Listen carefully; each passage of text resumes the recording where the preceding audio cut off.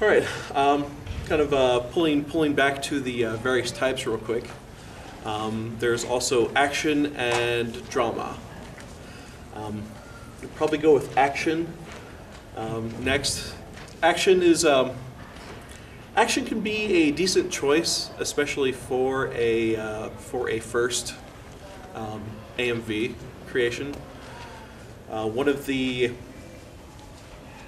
things that it allows is to use a lot of kind of have a higher energy product is one of the keys in action, both visually and in the song. However, with the one of the advantages with action is that if you have good source to pull from, the source will do the action for you, basically. You don't necessarily have to use as much of the effects if you're looking at a lot of good action sources to pull from in the first place. One of the other things with action too is that a lot of the best ones seem to be, again, shorter. Usually in the like 3.5 minutes, maybe 4, kind of on the outside, as seem to be produce some of the best. You have a comment on length for action? Or? Yeah, action videos are also really easy. Like Bentley said, they're a really good starter AMV because unlike category X and other categories where you might have to rely more on effects, an action video, like he was saying, can help with all the fast moving and stuff that are usually in an action scene. You can usually make a good video with just simple edits and simple cuts between videos instead of putting in a lot of effects. So it's a really good starter genre to pick from. Yeah. I helped with the judging and arrangement of the AMV contest this year. Adam has in the past. This year, action was actually our strongest category. It had the highest average rating from our various panel of judges. So even though we received fewer submissions to the action category, they scored a lot better because a lot of them followed those guidelines. So that they pulled from good source. A lot of them kept to fairly short time frames, so that people wouldn't get basically bored of the action over time. And then last is drama. Drama can be quite a unique category to work with. Yeah, move your mouse and make sure you get the signal or something. I don't have it. There we go. Okay. Well, I was just going to say, but as a new, if you're just starting into this, drama, if you have a drama video in mind, my recommendation, if you want to enter competition, is to put it off until later, because drama is the most heavily saturated category in pretty much every AMV competition. So until you can refine your skills some, and if you really want to win, and you have a really good drama concept, I would usually wait on that until you've honed your skills a little bit more. Because in drama, usually if, say, we had 100 videos entered into a contest, I would say at least half are drama. Yeah. The other mistake is the length.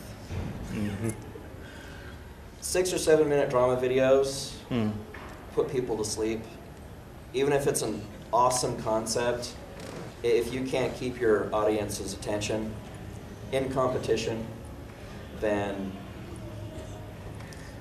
Yeah. Now, on the upsides of drama, drama, if done well, if expressing the idea that you want, can be some of the longest effective videos out there.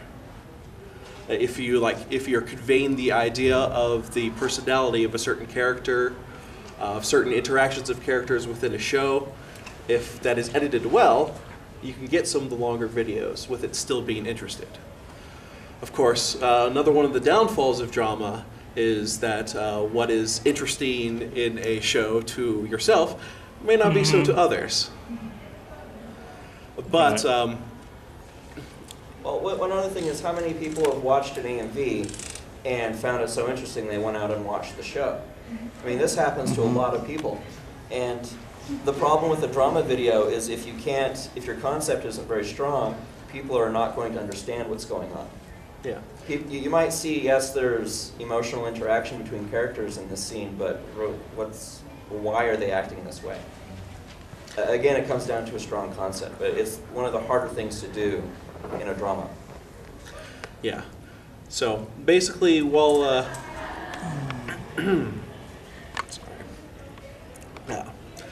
while drama can be easier in some of the in say the effects department, because kind of like action, a lot of what you're relying on is footage that is already there.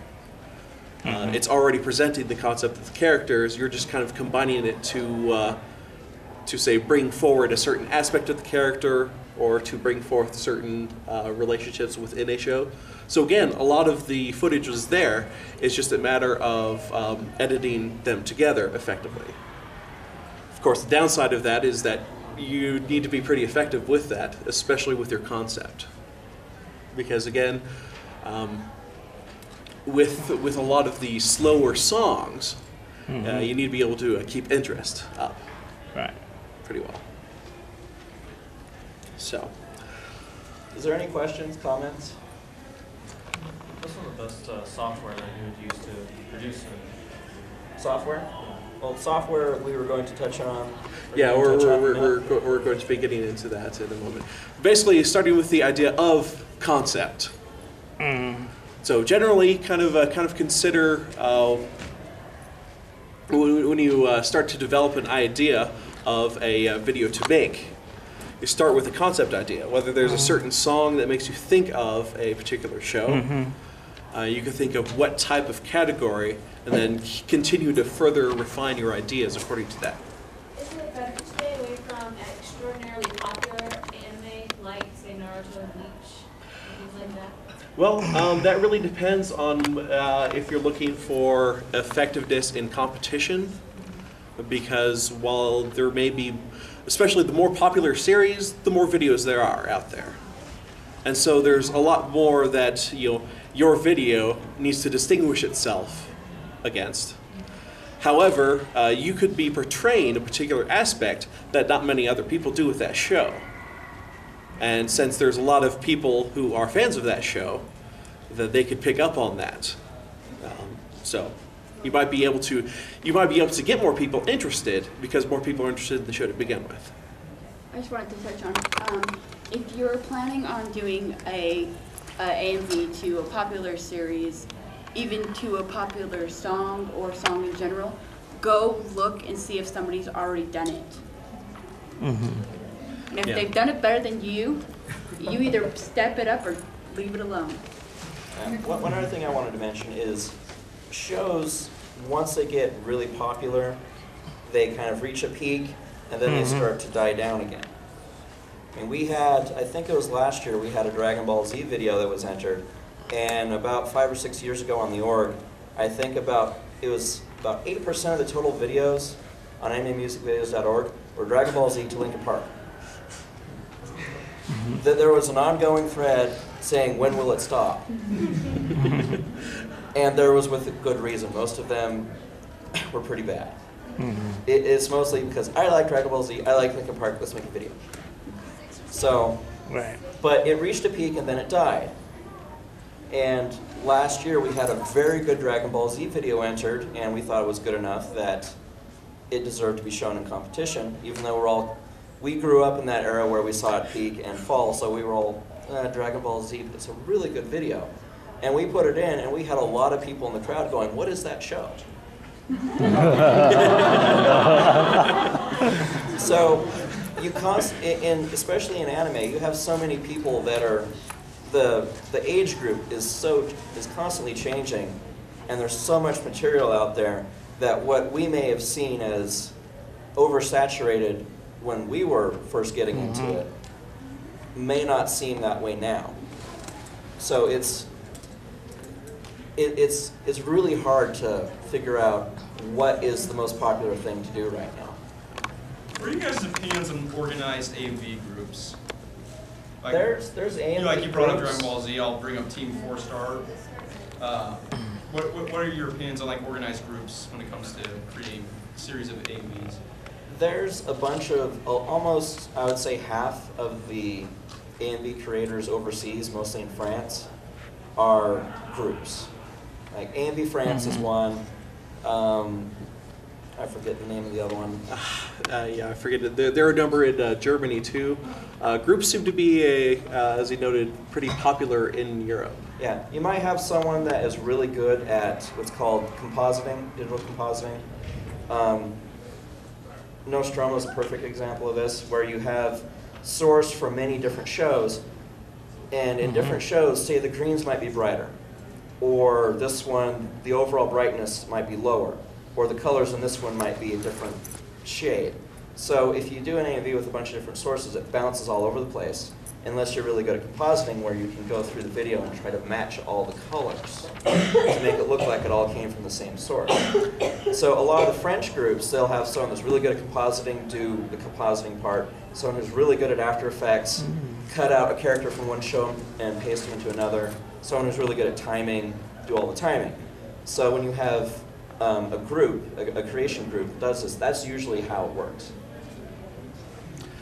Yeah, there are certain advantages and some challenges that can come from working with a group too. If you're working with a group, you can get a lot of different skill sets. As Adam mentioned, you can get individuals who are stronger in one aspect, helping those who may not be as strong. However, groups can also provide a challenge to work with too. A lot of the times you need to have. A lot of the times it seems that the groups that work the best have a lot of the same kind of mentality on approaching a video.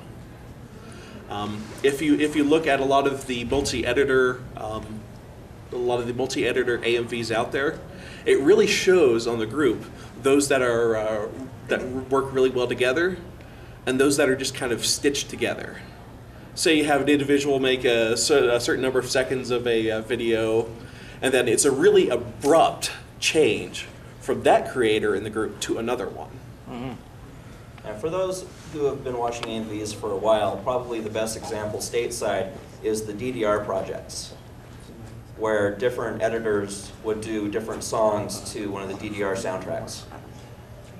And they would have the first 5 seconds of the next track play at the beginning or the end of their video. And the last few seconds of that footage would be the beginning of the next editor's video. So that's how one of the earlier examples of multi-editor projects.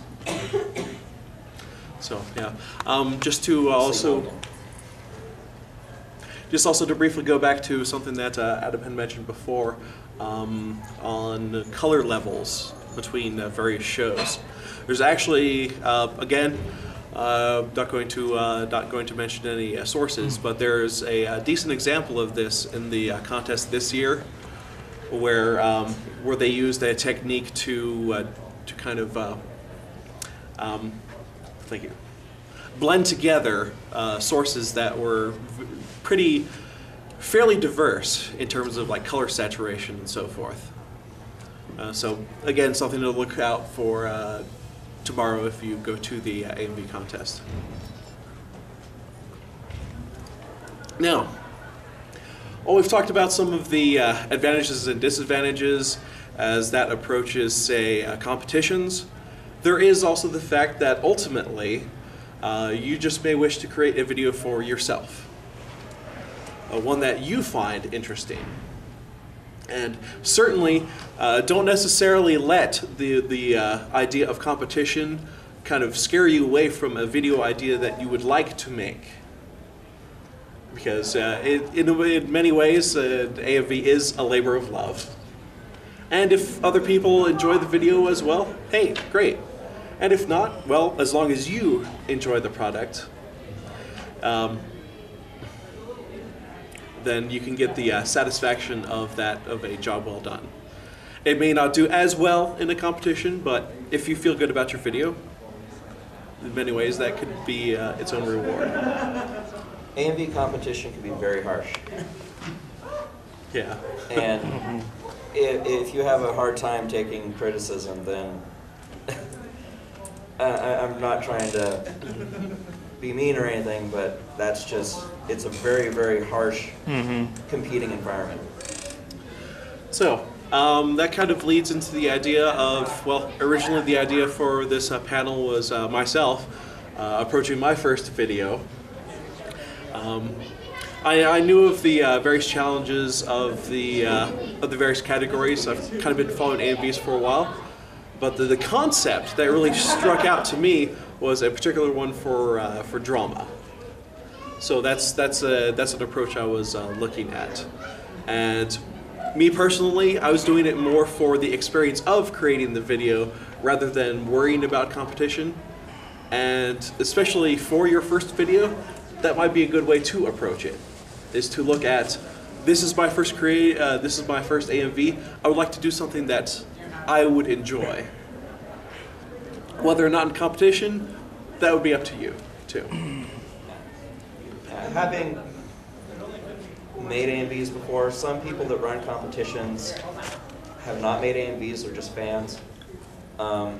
Some AMV conventions that have the contest will have awards for people who are new. This is something that I started and we have still at Bonsai, is awards for people who have made only a certain number of videos. Because if this is your first video and it is a very well done video that deserves, you did a good job. So that's kind of the tip of a hat that we have. We also honor locals. We also have special recognition for locals as well. So if you're an AMV creator and you want to enter in Bonsai in the future, keep that in mind. We have awards for locals and we have awards for beginners. And it's a real thrill to have your work shown on the big screens in front of 1,000 people. So, trying to get the correct resolution here. Are we going to touch on software now? For source? Yeah, that's generally what I was thinking. Now, these days you have a lot more variety in terms of where you're actually getting source for your video. Especially now that a lot more shows are being broadcast in HD, you have a lot more access to higher detail video than you often did in the past. Especially if you've been following AMVs for a while and have seen some of the products from the days of VHS to VHS. That was some pretty interesting AMV editing, and I have to give props for people who had to do it that way. If you want to see some of the best VHS music videos, look up a creator called Kevin Caldwell. Mm-hmm. He is a legend in AMVs, even though AMVs are maybe, what would you say, 15, 18 years in AMV cons about there? I would say about 15. Yeah. So if you want to see some amazing stuff where you just look at it and said that was made on 2 VCRs, especially back then when a video capture card would run you a couple grand. So if you want to see some good examples, look up some of the early Kevin Caldwell's work. So basically the idea is that we are living in, we're in a time where our variety of sources is pretty good, pretty favorable. And the acquisition doesn't have to be as difficult as it has been in the past. We have DVDs and Blu-rays. Blu-rays have both helped to resolve and also created their own issues over DVDs. DVDs have their own challenges as well, some of which I'll be touching on, because some of them directly related to the video that I was working on. And there's also the availability of just the pure digital files to work with. A lot of the times, especially nowadays, you get a lot of releases of, say, fan subbing groups. Whereas before they would have to do it with what's known as hard subs, where the subtitles are encoded directly into the video. Nowadays, you have a lot of things like MKVs, where you have soft subs, which are just a component of the video, which basically, through tools such as some of the ones we have to show, you can actually remove those subtitles and still have the video, a lot of which has already gone through a lot of this basic processing. The downside with fan subs is if you are entering into heavy competition, a lot of cons will have a no watermark rule. So if you have a fan sub where the TV Tokyo little thing flashes up in the top corner, that might get you disqualified because it's a watermark. So there are a lot of tips and tricks in the more advanced field where you can remove those. It's usually a frame-by-frame process, but it can be done. But that's just one of the downsides of fan subs, especially if you want to enter in any competition. Yeah. Ultimately, some of the cleanest source that we have to deal with now are Blu-ray, but basically ripping Blu-ray can be a interesting process. So let's rip. Time to talk about some of these tools a bit.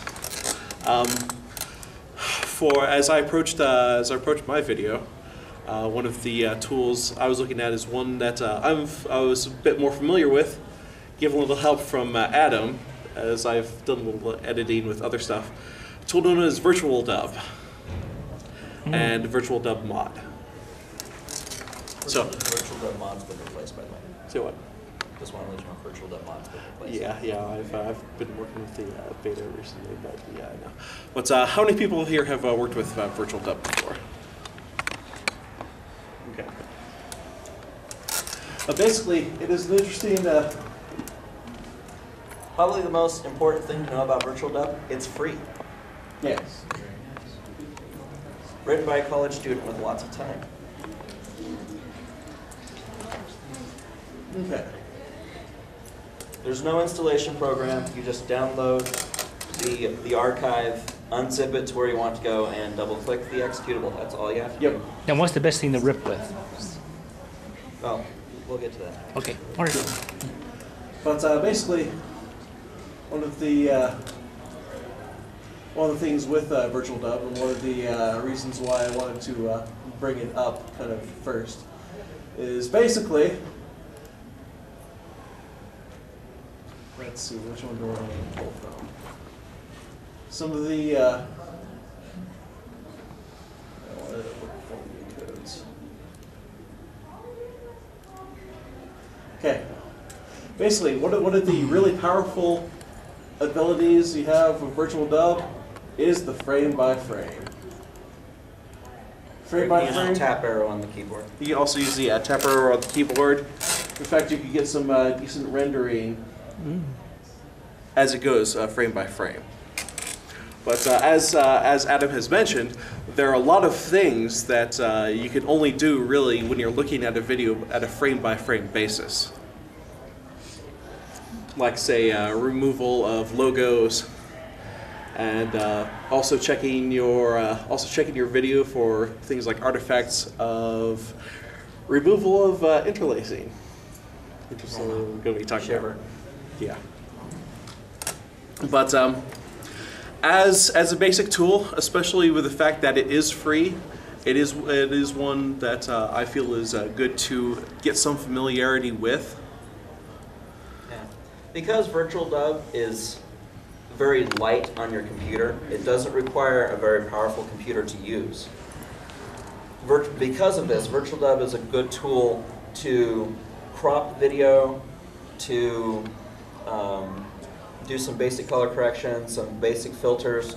Since it's open source, there's a lot of plugins you can get that are free for this online that can do anything from enhancing to changing colors to, there's a lot of stuff, let me just put it that way. The other advantage of Virtual Dub is you can use it to get your individual cuts. Because opening up an entire episode into an editing program and trying to edit pieces out of it is really strenuous on your computer. Like, say I only wanted a particular scene from here basically mark the point. And then I can find the actual frame, go by frame basis of where I want to end that cut. I could then save. This. So all those numbers in the bottom, those are frames? Yes. Okay. So basically, a number of people will swear by different tools, and there are a bunch of tools available. Virtual Dub is one that's also been around for a while, and you might be able to find a lot of help with it. Does it update itself? Now, It does not. You have to go to the board. You can just go to Virtual Dub in Google, and it's usually the first hit. Okay. Just got the little 5-minute warning. Is kind of taking a bit longer than I thought. Yeah, already. But some of the things I wanted to touch on first before going. If you're looking to take a source from DVDs, let me open up Virtual Dub Mod here. Virtual Dub Mod was someone who got the source code for Virtual Dub and created it, a modification of it that lets you open the .vob files that are directly off a DVD. The newer version of Virtual Dub, all you need now is a plugin made by the same person that made Virtual Dub Mod, and you can get the plugin off of his website. If you Google Virtual Dub Mod and you go to his website, there's the MPEG-2 plugin right there, and that will let you open the VOB files, which are located on a DVD. Now, one of the real challenges when taking a source from DVDs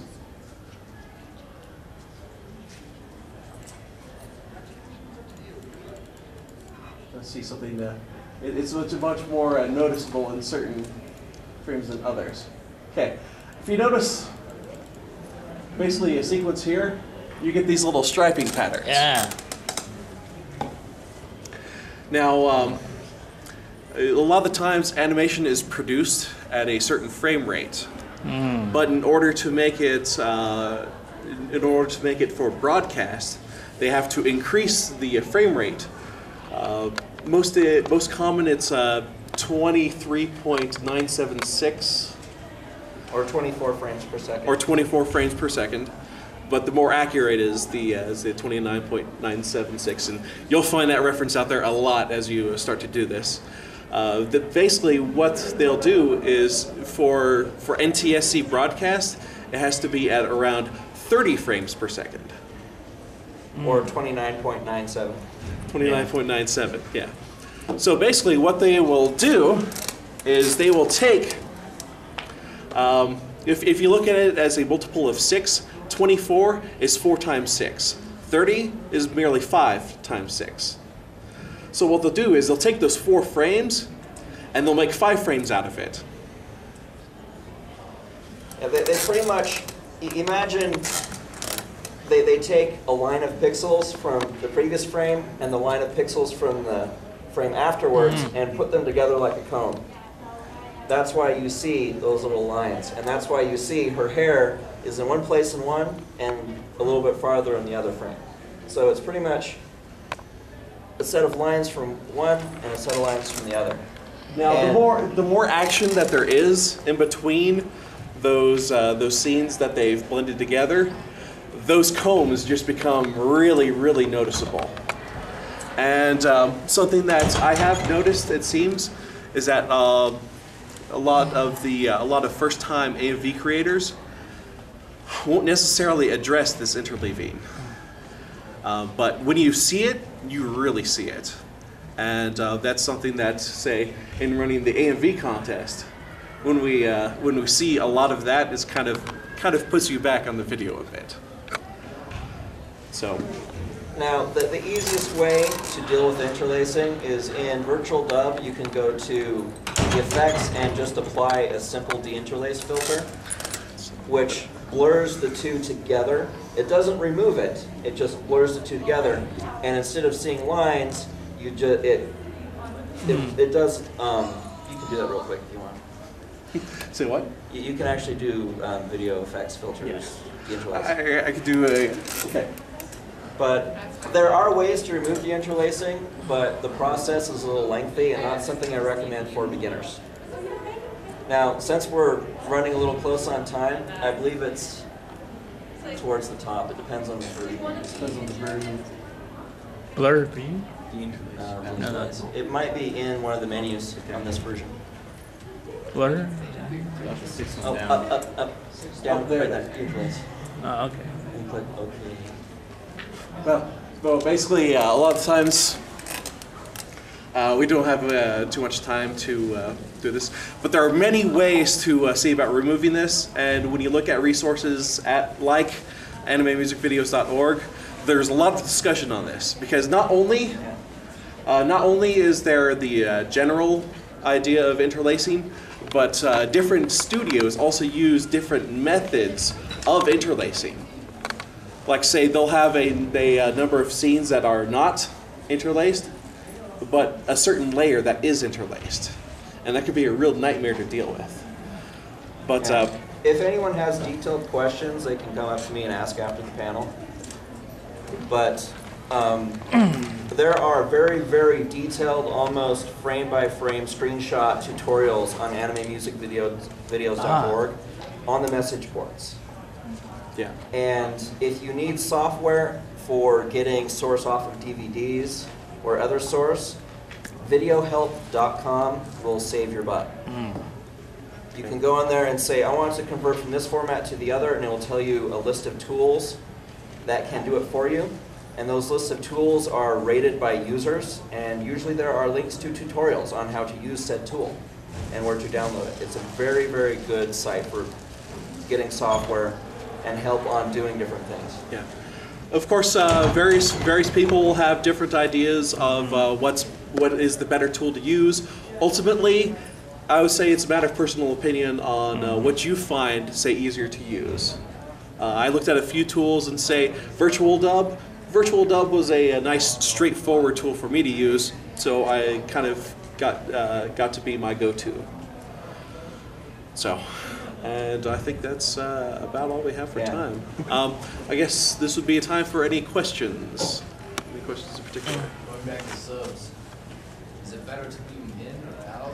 Yes, out. Okay. Most of the time, a lot of like say competitions will disqualify it automatically for subtitling. Most of the time, people don't want the subtitles in the video. If the subtitles are hard encoded, you can crop the video. Like if it's a full screen anime, you can turn it into widescreen anime and just crop the subtitles off. Now you are losing some of the quality by doing that, but if you can't find a source without subtitles, that's the easiest way to do it. Yeah. Not necessarily the right way, that's the easiest way. Over here. What file format should one generally save videos into that would work with most websites, where it wouldn't take up too much room, but it still keep good quality? x264.mp4. This is one thing that we didn't have time to touch on, but is very important to learn, is this horrific thing called a video codec. Yes. Codecs are something you're going to run into a lot, and it's hard to learn what is what if you're not very computer literate. A codec is just pretty much how the video is encoded. Yeah. Basically, the idea of when you're editing, you edit with as high quality as you can, It's called a lossless codec. Yeah, and then when you want to say finalize it, that's when you would apply the compression. You can edit an MP4 or an X264, but it's really strenuous on your computer system. Okay. And editing software can be strenuous on your hard drive, and you don't want to load up, you don't want to burden your editing system with all of this unnecessary stuff. Yeah, and just one more question. I was wondering how you felt about AMVs made with clips for manga. If, say, a lot of animes out there are not as good as their comic book counterpart, do you often get videos made from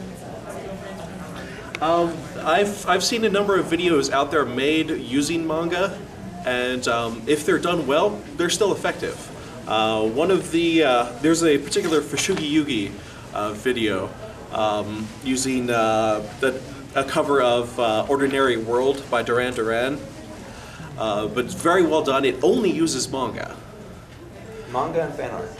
manga and fan art, and so it can be done. Oftentimes, it's very hard to do. Oftentimes, it's very hard to do. How do you handle, they use, like, say, the text in Japanese, and they edit out, so you have to edit the blank spot?